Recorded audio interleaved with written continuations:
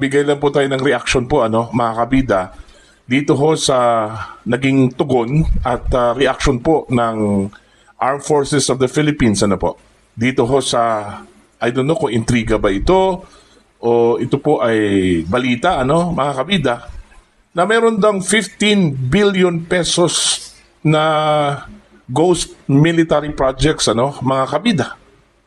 Kaya ito daw yung rason kung bakit ayaw daw kumilos ito pong sandatahang lakas ng Pilipinas, dito ho sa issue po ng korupsyon.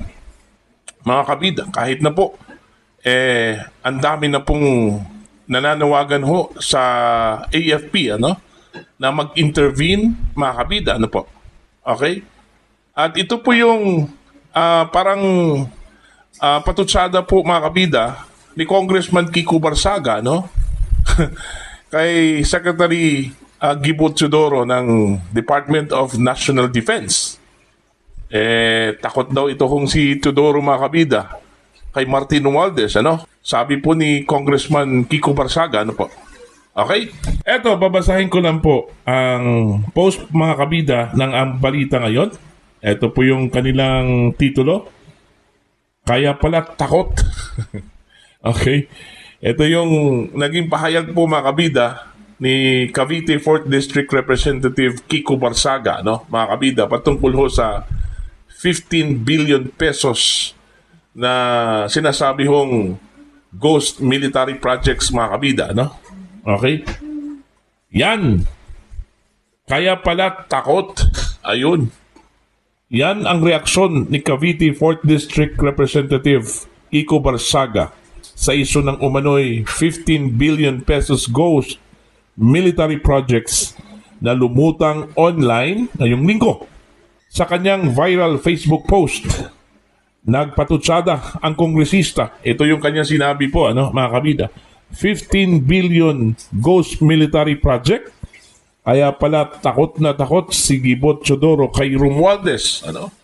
Parang meron po siyang insinuation ho dito, mga kabida. Ang pahayag ni Barsaga ay umani ng libu-libong reaksyon at shares kasunod ng panibagong diskusyon sa pagitan ng Department of National Defense, Department of Public Works and Highways at Armed Forces of the Philippines hinggil sa implementasyon ng mga proyektong pang-infrastruktura ng militar. Bumuwelta naman ang AFP sa kumalat na aligasyong ito na tinawag nilang malicious, false, and irresponsible. Ito, galit po itong sandatahang lakas po ng Pilipinas, mga kabida, dahil ho dito sa paratang na meron daw ghost military projects. Ito yung kanilang sinabi. For the record, there are no ghost projects in the AFP. The AFP neither implements nor receives funds for infrastructure projects. Pahayag ng organisasyon. Ayon. Actually, kumakalat po ito ngayon sa social media, mga kabida, na meron daw 15 billion pesos na ghost military projects. Ito hong Armed Forces of the Philippines. Kaya daw siguro nananahimik daw ito, mga kabida, dito ho sa gitna po ng ingay laban ho sa gobyerno dahil ho sa talamak na korupsyon, mga kabida. Nadali pa po, nasama pa po dito si Secretary Gibo Teodoro, matapos pong patutsadahan po, mga kabida, ni Congressman Kiko Barsaga na takot daw ito kay dating House Speaker Martin Romualdez dahil daw dito ho sa ghost military projects, mga kabida. Now, kahit na po nag-deny na po dito ang Armed Forces of the Philippines, mga kabida, mabigat po itong aligasyong ito. Okay? Sabihin po natin, intriga po ito, mga kabida. Isang aligasyon lang po, Pero remember, mayroon po tayong lumang kasabihan, Pag mayroon pong usok, mayroon pong apoy. Okay?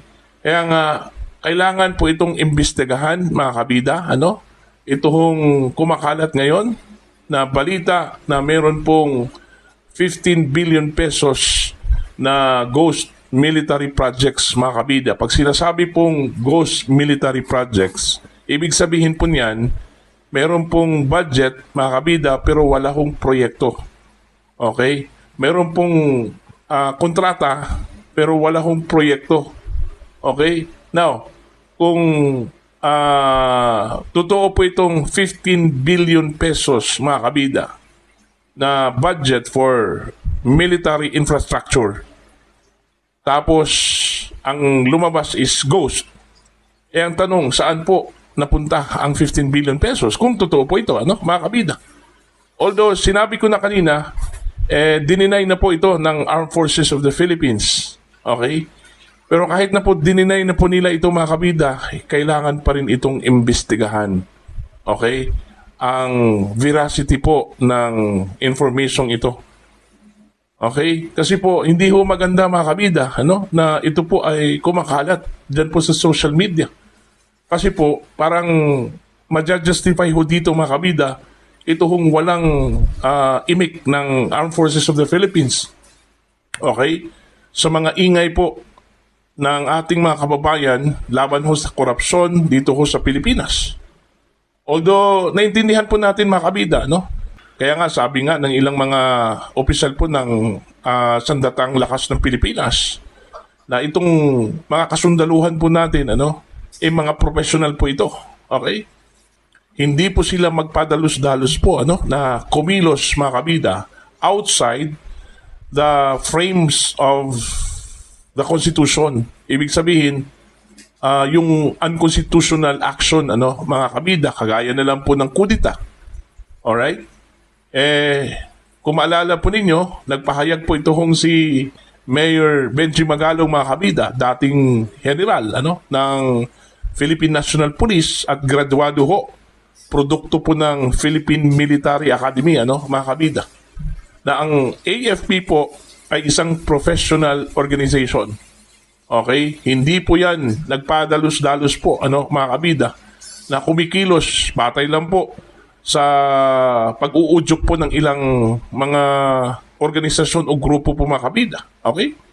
Sila po ay sumusunod, loyal po sa ating saligang batas, mga kabida. At ito lang po yung sinabi po ni Mayor Magalong, mangyayari lang po yan, mga kabida, na kumilos ito pong sandatahang lakas po ng Pilipinas kapag mayroon pong very compelling reason. Ayan. Ano po itong very compelling reason?